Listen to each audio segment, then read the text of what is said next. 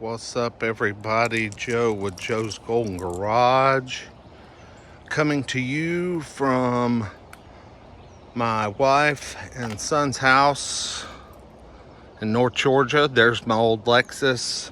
There's the wife's Lexus, 333,000, and my son's old Volvo XC70, excuse me, that I bought last year in January for $1,100 at the auction.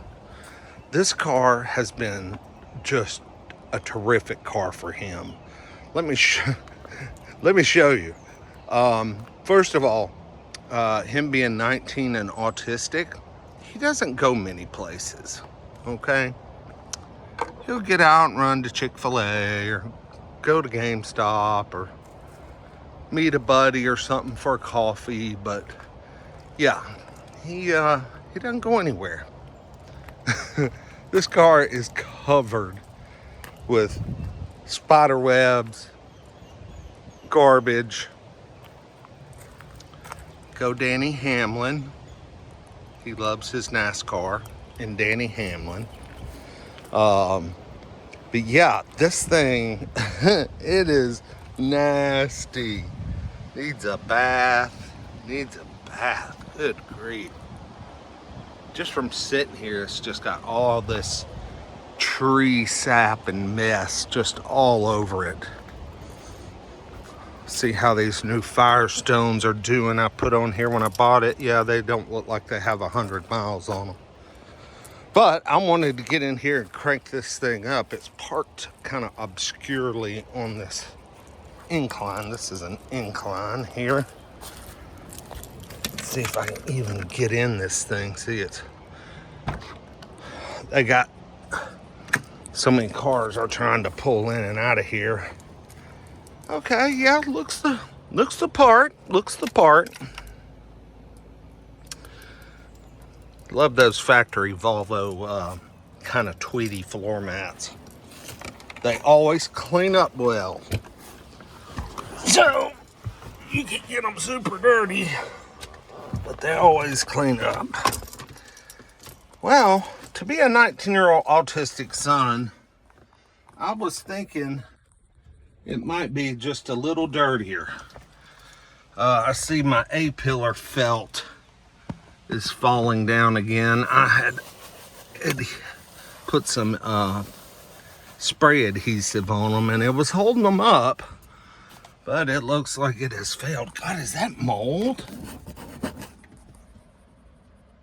See that?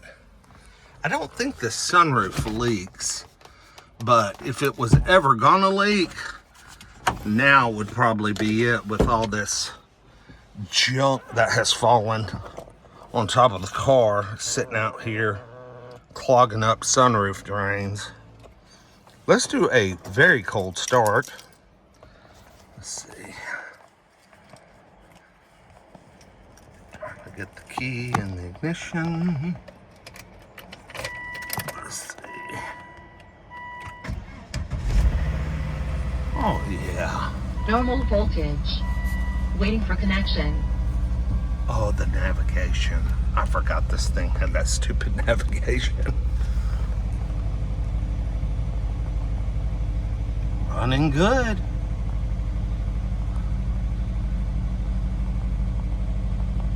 Okay, so it's about 2,000 miles past the oil change. So I guess he's put 3,000 or 4,000 miles on it. I'm really surprised. I didn't think he would. So I need to take it and get him to take it, get the oil changed. No warning lights. It does need a motor mount, or maybe two of the bottom motor mounts really bad. I'm feeling the engine in my ass right now. And you can even hear a little squeak back there that's caused by the serious vibration. Fill washer fluid. We can do that. All right, let's take her for a little quick drive. I got my Samsung S20 whatever fixed. The price came down from $800 to $400, so I went ahead and paid to get it fixed. And I've been using it for filming content lately, but I left it at home. So I'm back on the stupid iPhone that has the worst stabilization, if any. I don't think it has none. I think it has zero stabilization. Okay, now listen. Talk about a motor mount, man. It is metal to metal. God, I've got to get that fixed. Metal to freaking metal. But as soon as you put her in drive and step on the gas, smooth as silk. Smooth as silk. I guess that motor mount picks itself up. And as long as you're giving her gas, she's kind of suspended in the air. This car drives so good. I mean, great steering. It's just effortless to drive. This was a good Volvo. It just needs some attention. Just some minor, attention. But this thing was so well maintained. I don't know if I told you guys, but this car was owned by, the band REM. Everybody's heard of REM. Been around my whole life since, that's what we listened to in the 80s, 90s. They're huge, they're huge. Well, the lead singer, Michael Stipe, this was his sister's car.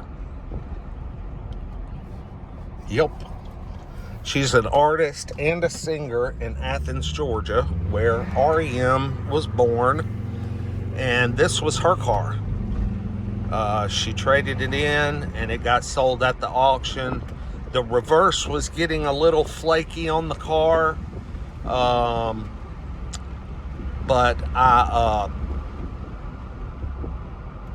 put some B&G transmission clutches juice in there, and over the past year of a couple of thousand miles driving, the reverse has returned. I don't understand how all that works. The reverse would eventually always work. It was just never an instantaneous engagement. You had to wait. You had to start up and wait several seconds to a minute before you could put it in reverse. And it still would sometimes require you to put it in drive and then to reverse, and then it would always catch. But now, since I've been running that juice in it, and the transmission was serviced at about 185 or 184,000 miles, and it was serviced, and a day or two later she traded it in. I guess she was hoping the transmission service might help the problem. Maybe the dealership told her that, but it didn't. So she traded in and got a new Subaru. Go figure. But the turbo on this thing, she'll go. I was only 50% jab.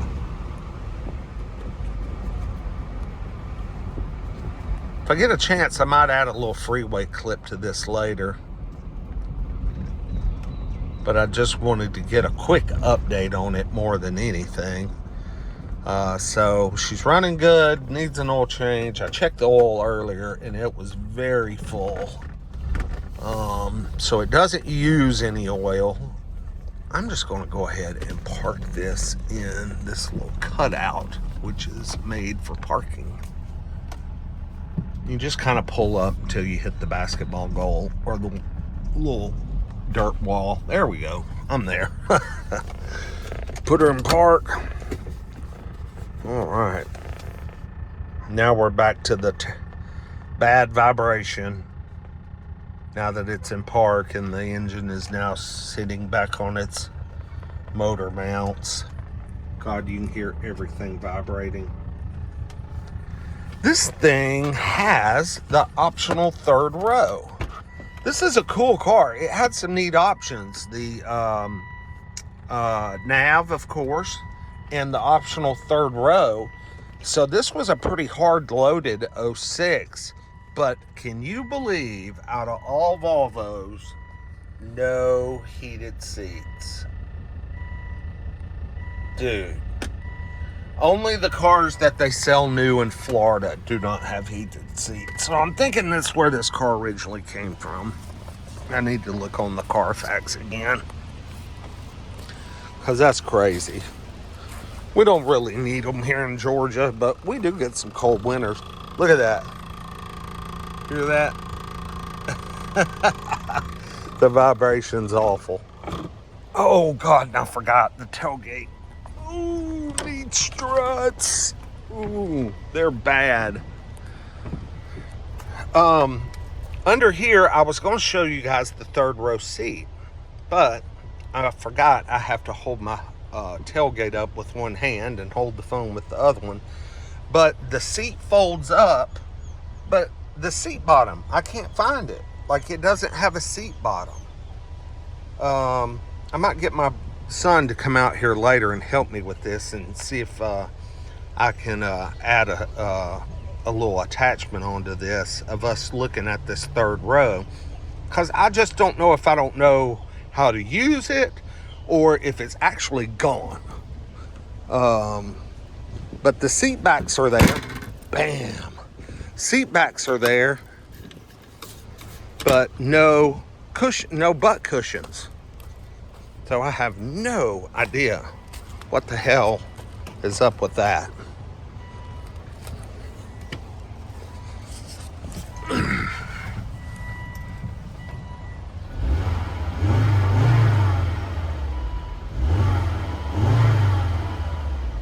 Healthy 5-cylinder, man. Let's see if she put her in neutral.